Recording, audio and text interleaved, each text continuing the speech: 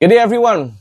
Welcome to Real Conservative Headline News. I'm your host, Nathaniel Rajkumar. Real Talk with Said Ali reported Minister of Foreign and CARICOM Affairs Sean Sobers says the two-day official visit of Indian Prime Minister Narendra Modi cost taxpayers around $900,000. That's very reasonable.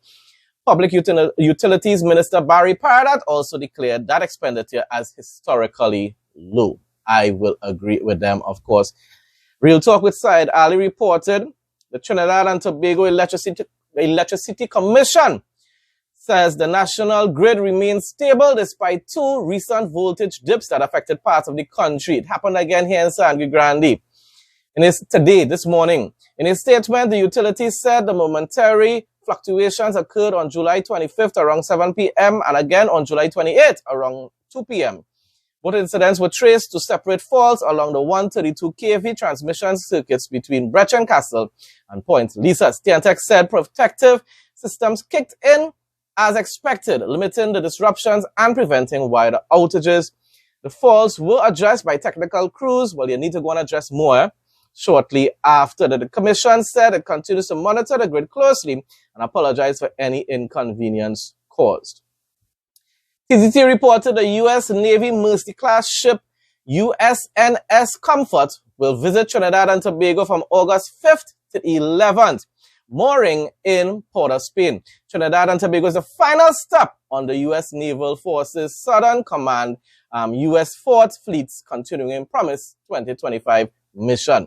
Medical teams from the USNS Comfort will collaborate with the Ministry of Health and Trinidad and Tobago health professionals to provide free adult medical services, pediatric medical services, dental care, optometry, physical therapy, and dermatology at the National Academy for Performing Arts, NAPA, Frederick Street, Port of Spain, from August 7th to the 9th between 8 a.m. and 4 p.m.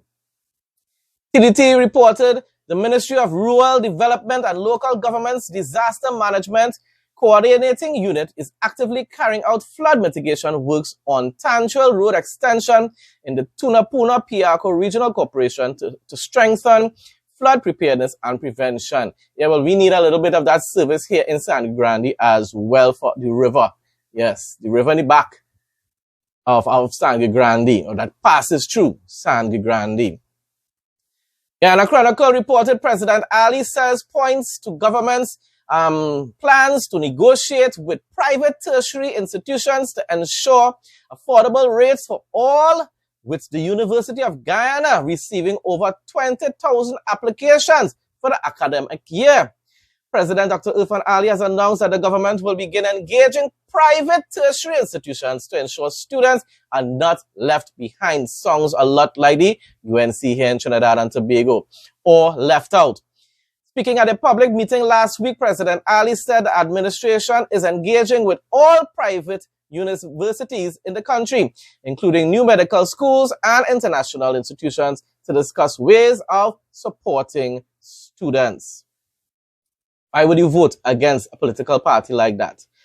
Guyana Chronicle reported Jagdeo assures citizens, emphasizes plans to further enhance disposable income of local households, addresses cost of living issues, making life more comfortable for all, and creating even more opportunities for citizens at the heart of the People's Progressive Party Civics PPPC plan for the next 5 years if given the mandate to govern again. As the agenda will focus on keeping essentials affordable while further expanding job creation, housing, and social services. That is progress. Just imagine how much more development will take place in Guyana if you choose to vote for Irfaan Ali. Give him a second term in office, people. Nothing is hard in doing that, or wrong in doing that. Guyana Chronicle reported the Guyana Bank for Trade and Industry Limited, GBTI, has announced that for the first half of 2025, the institution's after-tax profits reached approximately $2.23 billion. This was according to a press release from the bank, which stated that this increase amounts to 24% compared to $1.8 billion recorded for the same period in 2024. Chairman of the bank's board of directors, Suresh Behari, who took up the chairmanship just last month, noted that the strong performance was underpinned by strategic expansion of the bank's loans and investment portfolios, along with enhancements in operational efficiencies and favorable market conditions. Guyana Chronicle also reported found in landmark biodiversity survey of Guyana's southern forests findings from a rapid inventory of one of the most pristine and least explored corners of the Amazon basin were presented at the Global Biodiversity Alliance Summit in Georgetown, Guyana.